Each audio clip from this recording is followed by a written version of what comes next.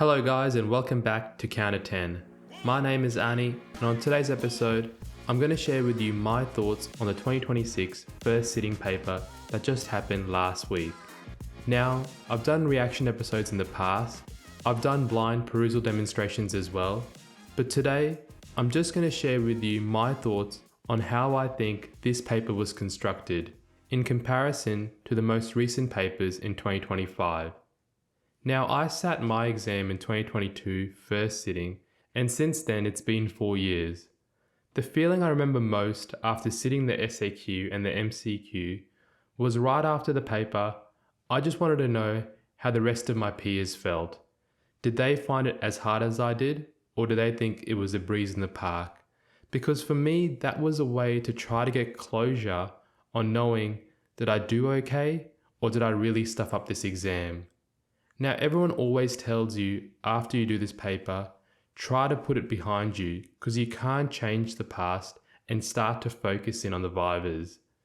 That's really easy to say, but really hard to do because there's multiple moments once you do this exam that you're lying in bed or you're at work when you just have these fleeting thoughts and you can't help thinking about what you wrote for a certain answer or what multiple choice answer you selected and you thought you had right at the moment, but you actually looked it up and now you're not so sure. And that's a normal part of what happens after the exam. What you do need to do is try to find some way of getting closure so that you can try to move your brain forward to focus in on the vivas while minimizing the amount of times you think about what you did in the SAQs and in the MCQs. And hopefully, by hearing this episode today, this will be a step to try to move your brain past that so you can start to get yourself in game mode again for the vivas in the next few months. This is the longest break between the writtens and the vivas ever, and the biggest enemy you'll face here is yourself. So you have to find a strategy that will help you mentally stay strong after this last week and keep your momentum going until you finished your very last Viva station.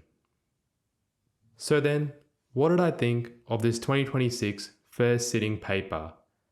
In my opinion, if you were to look at this paper on a single question by question basis, I think this is a very fair sitting in comparison to the papers in 2025. The way I've judged this paper is based on 3 criteria. I've looked at the number of new questions, the number of repeat questions, and then the number of what I call in-between questions, which are the reworded questions that aren't really new but aren't really repeats. If you were to look at some of the numbers in the 2025 first sitting paper, in that paper alone, there were only 3 new questions. Majority of the questions were repeat, 8 to be exact, and 4 were rewords. If you compare this to 2025 second sitting, it's similar numbers, 3 new, 10 repeats, and in this paper in 2026, there's 3 new, 7 repeats, and 5 rewords. Now, that's just one way to analyze a paper very generically, but you can break it down to actually thinking about what were the new questions asking, and with the repeat questions, you can break this down into repeat questions that were either asked before 2013, which are less likely to be remembered, or after 2013, which are more likely to be remembered and therefore have a higher pass rate. In terms of the 6 new questions that have been asked across 2025, none of these are really out of left field. For example, describing the PD and PK properties of ketamine in use in the hypovolemic shock patient, or when it comes to pharmacology, comparing dabigatran to rivaroxaban. When it comes to equipment, the Mapleson F circuit question that was asked in 2025 second sitting, and in 2025 first sitting, the respiratory acidosis and renal compensation question. None of these questions are too left field, and that's also reflected in the new questions this sitting. The 3 new questions that I highlighted were question number 3, which looked at preoxygenation, question number 4, which looked at the electrical and mechanical roles of calcium in the cardiac myocyte, and then question number 9, which looked at sevoflurane and desflurane and asked you to describe the relevance to clinical use using the properties of SVP and blood gas partition coefficient. None of these questions were questions that haven't been asked in some way or form as a Viva question, and they're just being reworked to be new SAQs. So with that, when it comes to analysing this paper, I don't think the new questions play a big role in determining whether this paper was hard or easy. I think majority of analysis actually comes from looking at what the repeat questions were and whether the repeat questions had a previous high pass rate or a low pass rate. The interesting thing in this paper was that there were 3 questions that were asked as repeat or reworded questions that were asked previously 2013 and prior. And this makes them tricky to answer. But if you're looking for trends to try to get an advantage for the next sitting, this is not an uncommon theme in the SAQ paper and the structure of the SAQs. In 2025's second sitting, there were 4 questions that were asked 2013 and prior. And those 4 questions were the renal handling of potassium, the concentration and second gas effect, the effects of opioids with regards to the terms like tolerance, dependence, and addiction, and then an ultrasound question that wasn't specifically asking about the Doppler.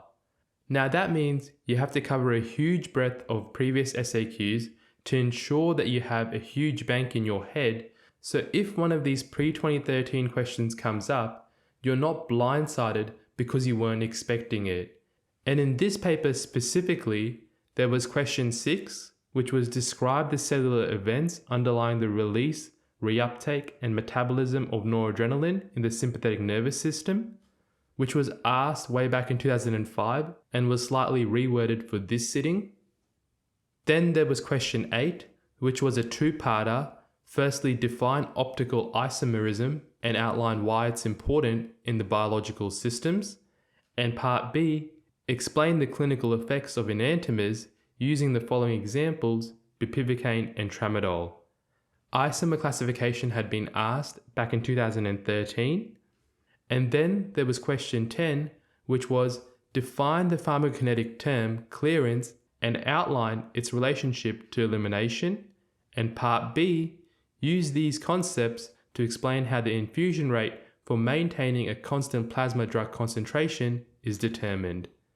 This was partly a newer question mixed in with an older question, and questions on clearance were specifically asked back in 2004. Obviously, going back from 2025 to try to cover all the SAQs to 2004 is a huge undertaking, and you can't expect to remember every detail. But what you can do as a way to hint the likelihood of questions coming up from the past in the current sitting now is look at how many times they've been asked as Viva opening stems. And you know, if you've been listening to this podcast, that isomers is a great opening Viva question. It gets asked every sitting multiple times as an opening STEM question. So it was only going to be a matter of time that they reworded it in a way that it could be asked in an SAQ. The other thing that's evident with the repeat questions in this sitting is that they really bunched all the repeat questions for the final part of the SAQs. So from question 11 to 15, all of these are repeat questions. And so if you recognize this within a paper when you're doing a perusal, the game plan that you have set out for your timings for each SAQ, you need to be able to modify on the fly. And this is where discipline really comes into it, because you might have a plan that you're going to give yourself a 10-minute limit for each question, or you might be giving yourself an 8 or 9-minute limit for each question. But you have to stick to that, especially when it comes to repeat questions that have been asked recently. Our brain instinctively will pick up one of these repeat questions and go, I know how to answer this. And then what will happen is that you'll try to overwrite too many things in your answer to show your knowledge to try to get a really high mark. But what you should be aiming for, at least in my theory and the way I approached it, is that try to get a 3 for these questions. Don't go aiming for a 4 or a 5, because if you can give yourself 3 in all of these 5 and repeat questions, then you've given yourself a buffer of 5 questions where you can score a 2 and you'd still be averaging 50%. Now this is way easier said than done, and coming from someone who didn't stick to discipline on the day they sat their exam, is just something that I know from experience, which is really hard to do, but if you can master it, you'll have great success and you'll decrease the stress after the exam thinking of whether you passed or not. The story I always tell anyone is the very first question in my sitting was classification of different types of antiemetics. And this was a repeat question that had only been asked in the last 5 years or so before my sitting. It was a relatively peripheral but core topic which I knew how to answer really well. But instead of sticking to my plan of answering each question within 10 minutes, I tried to get a 5 on this answer, knowing very well that I probably wouldn't get a 5, and even with that knowledge, I kept writing and writing and writing, and then when I looked up at the clock, 12 minutes had passed. And doing that disrupted my whole flow for the next 14 questions. Now I was in panic mode, trying to catch up an extra 10 seconds per question, writing more frantically, less legibly, and when I got to the final question, question 15, I only had 8 minutes to answer. And so if I could go back again and tell myself at that moment, what I would have said is just give yourself 8 minutes to answer this question, because you know you'll put in all the important stuff and then move on. And if I had that knowledge and was sitting this exam, what I would have done is actually reverse the order. I would have answered question 15 through to 11 first with an 8-minute hard stop because they were all repeat questions, and then given myself that extra time on the other following questions. And where you want to use extra time is not actually the new questions I find, but more the reworded questions, because the biggest trap you can make in this exam is reading a question that you think you've read as a repeat, you preempt what it says, and you haven't clearly deciphered the difference in words that have been used in the reworded questions. Now, instead of answering a question as describe, you've answered a question as explain, which, as you know, are 2 different ways to answer questions. And a good example of this is question 6. While question 6 is a new reworded question, the question itself is actually giving you a structure which will help you answer this question. Even if you don't know much about it, you can get a 2, because it's giving you the subheadings it wants to include. And when you read it the first time, under stress, you might just read, describe the cellular events underlying the release, reuptake, and metabolism of noradrenaline in the sympathetic nervous system. And your brain might just rush to thinking about associating noradrenaline with the cardiovascular system and going straight there.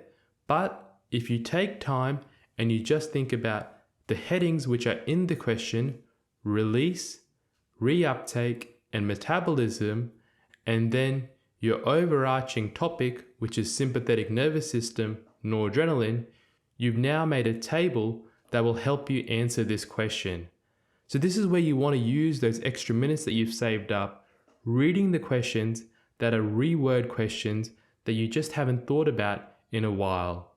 The same applies for reworded questions like question 5, which is a combination of multiple questions that have been asked in the past. And the question is, explain the mechanisms by which each of the following interventions may reduce intracranial pressure. A, administration of mannitol. B, administration of thiopentone. C, hyperventilation. And D, head-up position. Each one of these different mechanisms has been asked as its own individual question, and this question is now reworded to incorporate all the 4 different types. And if you just take time to read this question, you can make a structure which starts off with determinants of ICP and the Monroe-Kelly doctrine, and with that in mind, you can just then think about which one of those determinants does each intervention affect. By doing this, you can let your brain and your writing naturally show off all the things that you've learned. For example, the administration of thiopentone will affect the property of Monro-Kelly doctrine, which is reducing blood volume. How does it do that? By decreasing CMRO2. And how does that work? CMRO2 is directly linked to cerebral blood flow.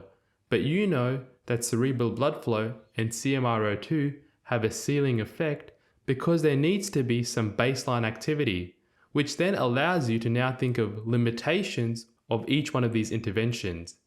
And in my mind, by doing that, you've expanded your table, but you've also expanded your ability to go from an okay answer to an answer that'll get you a 3. So this is where you want to keep using that extra time that you've saved up. Not so much in writing, but really reading and thinking about how you're going to approach that question before you start writing, and then you can't stop yourself from changing your answer. Now, the last thing I want to say with my thoughts on this paper are some trends that are becoming more and more evident with this paper and the last 2 sittings. The first thing I've noticed is that the last 3 papers all have a separate booklet component as an SAQ. In 2025 first sitting, this was an airway anatomy booklet. In 2025 second sitting, this was a cardiovascular left ventricle diastole booklet, which also happened to be a new question that year. And then in this sitting, you have 2 booklet questions. You have question 1 and question 2, where question 1 is an upper limb venous anatomy question, which was a previous question asked in 2014, as describe the vascular anatomy of the ACF, both arterial and venous. And this was very much a repeated / reworded question this sitting. And then the second booklet question, which was all about capnography, was again a repeated question, but more recently repeated in 2020, where you were asked to draw and label a normal capnograph and then briefly describe the information you can obtain from it. This trend of having a booklet question you can't really prepare for, but what you have to remind yourself is that you will have a separate answer booklet for this question, and really you want to be diligent so you don't stuff up the ordering of your answer booklets in the heat of the moment. The second trend, which is becoming more obvious, especially after the 2025 second sitting, to have more questions that are constructed like the ICU exam. And what I mean by that is that there's more exams asking you specifically what the examiner wants and what they don't want. There's also more questions that give you an idea of percentages. And remember, percentages don't tell you the percentage of mark allocation, but they're a guideline for time allocation. You can see even in this exam, what they've done is that they've put bold writing in on lots of questions so that you specifically know what they're asking. Like in question 4, describe the electrical and mechanical roles of calcium in the cardiac myocyte, they've put in bold electrical and mechanical. Then in question 9, they've put in bold define and describe. In question 10, they've put in bold clearance and elimination. And this suggests to me that they're trying to make a real concerted effort to ensure that you're answering the question appropriately, which just reinforces the importance of reading the question. And if you can get to a point where you're so comfortable with the exam, my biggest tip in the perusal is not to write anything in the perusal, but just read the question and reread the question and reread the question, so that when it comes to you actually writing during your allocated time, you've read the question 3 or 4 times and you really try to minimize the error of misreading the question. So those are my quick / not so quick thoughts on the 2026 first sitting paper, and I haven't done a deep dive of how to answer each question. Like I said at the start, it was more so looking at the structure of how the exam was set out and hopefully giving some advice for people sitting the future sitting and giving some closure to the people that have just sat. For everyone who's just sat the exam, if no one has told you yet, well done on sitting this exam. Sitting alone is a huge accomplishment, and you should be proud of all the work that you've done to get to that stage. Now is the time to try to mentally offload over the next couple of weeks until you ramp yourself back up again for the Vivas. And for this Viva season, I'll hopefully have a live practice Viva demonstration again, and the next episode, I'll go back into our series looking at equipment and safety. So until then guys, best of luck of studying, and I'll catch you guys next time on Count to 10.